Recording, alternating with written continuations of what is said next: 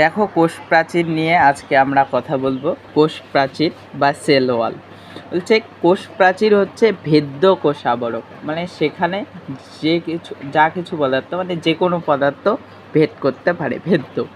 জড় প্রাচীর, এটা একটা হচ্ছে মৃত বা জড় প্রাচীর।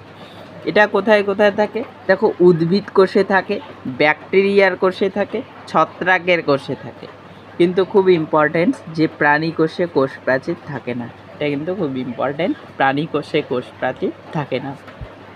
এবার দেখো, বলছে ব্যাকটেরিয়ার যে কোষ প্রাচীর, তার মূল উপাদান পেপটাইডোগ্লাইকান আর অথবা মিউকোপেপটাইড বা পেপটাইডোগ্লাইকান।